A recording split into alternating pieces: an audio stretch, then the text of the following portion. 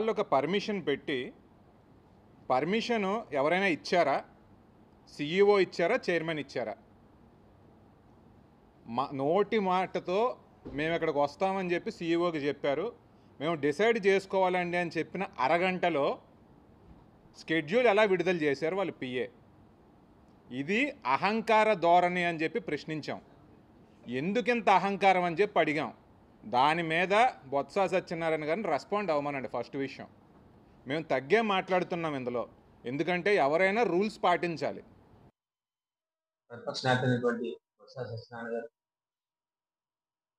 ఈ ప్రభుత్వం ఆయన కల్పించిన కేబినెట్ హోదాతో ఏదైతే ఈ ప్రభుత్వాలు మనకు కల్పించే ఎవరున్నా ఆ ప్రభుత్వాల ద్వారా ఆచార వ్యవహారాలన్నీ కూడా సక్రమంగా జరిగే విధంగా ఆ కార్యక్రమాలు చేయడం అనేది ఇది ఎప్పటి నుంచి ఆనవాయితీగా వస్తున్న కార్యక్రమం.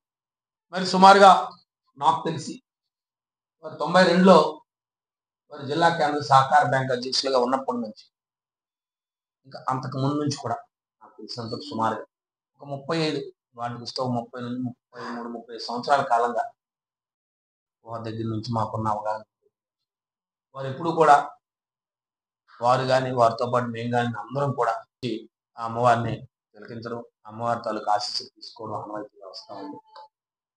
దాంట్లో భాగంగా వారు ప్రభుత్వానికి నివేదించడం, మరి ప్రభుత్వం ఒక ఏర్పాట్లు చేస్తుందని నేనైతే భావిస్తా ఉన్నాను.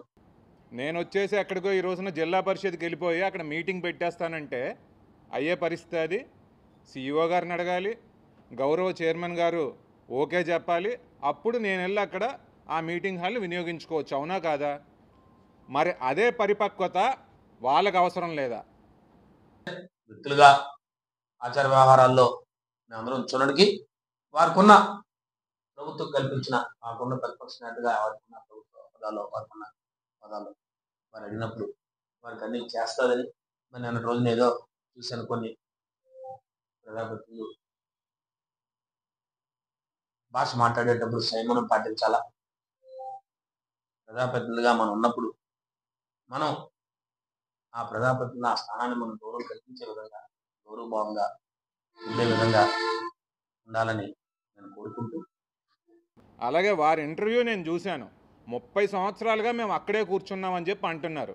ఏంటి మీ ఉద్దేశం? 30 సంవత్సరాల తర్వాత కొత్త వారికి అవకాశం ఇవ్వరా? ఇంకెవరు రాకూడదా?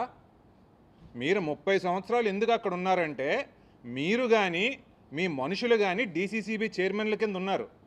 తులసి గారు కానీ తర్వాత నెక్కల నాయుడుబాబు గారు కానివ్వండి, వీళ్ళందరూ ఉండడం వల్ల వారు మీకు ఆహ్వానించారు. నేను చెప్తున్నా మళ్ళీ దయచేసి దీన్ని రాజకీయం చేయకండి. మరి ఏదైతే వారు కోరిన విధంగా ప్రభుత్వం వారు తెలియజేసిన విధంగా ప్రభుత్వం వారికి తెలియజేస్తుందని చెప్పి ఈ పండగ చాలా భక్తి శ్రద్ధలతో అందరూ జరుపుకోవాలని, అందరూ కూడా ప్రజలందరూ కూడా శేష జనవాహిని వస్తున్న ప్రభుత్వం కూడా అన్ని ఏర్పాట్లు చేస్తుందని నేను వింటా ఉన్నాను. ప్రభుత్వం